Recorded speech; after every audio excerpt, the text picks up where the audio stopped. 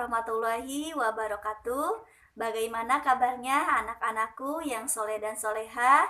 Mudah-mudahan dalam keadaan sehat walafiat ya, dan tidak kurang suatu apapun. Amin ya Allah ya Rabbal Alamin. Pekan kemarin kita sudah membahas tentang sikap percaya diri Nabi Muhammad SAW. Pada video kali ini, Miss akan membahas tentang sikap mandiri Nabi Muhammad SAW. Baiklah, Miss akan sedikit menceritakan tentang kisah Nabi Muhammad SAW. Nabi Muhammad SAW lahir di Mekah dan dibesarkan sebagai anak yatim karena Abdullah, ayah Nabi Muhammad, wafat sebelum Rasulullah SAW lahir. Saat 2 bulan di kandungan ibunya, Rasulullah sudah ditinggal wafat oleh ayahnya. Nah, pada saat usia Nabi Muhammad 6 tahun, ibu Nabi Muhammad yaitu Aminah wafat dan Nabi Muhammad itu tinggal bersama kakeknya yaitu Abdul Muthalib. Setelah 2 tahun dibesarkan oleh kakeknya, ternyata Abdul Muthalib meninggal pada umur Nabi Muhammad itu yang ke-8 tahun dan Nabi diasuh oleh pamannya yang bernama Abu Thalib. Pada saat usia Nabi Muhammad 12 tahun, Nabi Muhammad ikut bersama pamannya untuk berdagang ke negeri Syam. Nah, inilah perjalanan pertama Nabi Muhammad SAW. Usia 12 tahun sudah berdagang, berarti Nabi Muhammad itu terlahir dengan seorang yang mandiri.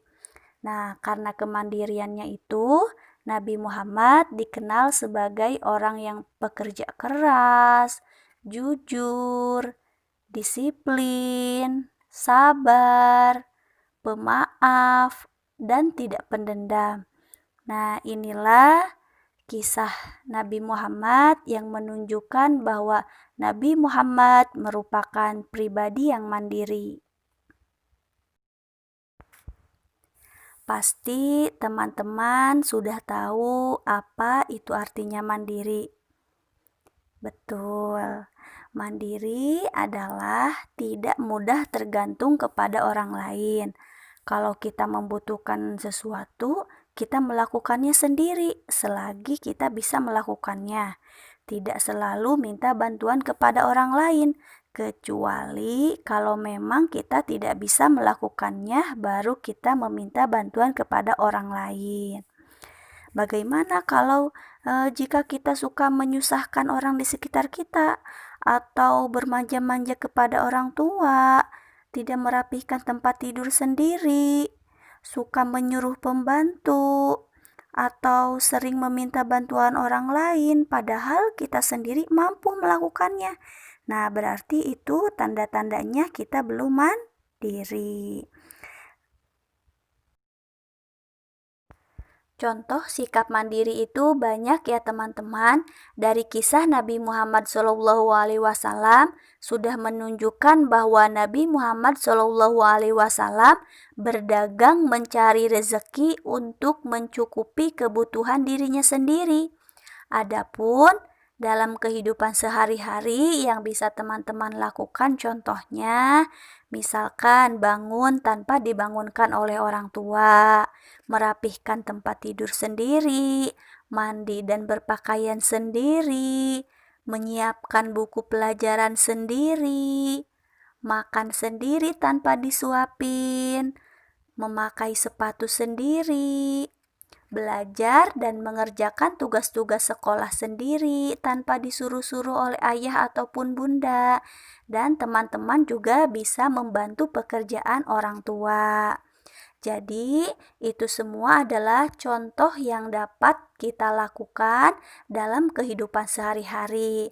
Apabila teman-teman sudah melakukannya, berarti teman-teman sudah hebat, sudah mandiri, sudah meneladani sikap kemandiriannya Nabi Muhammad SAW.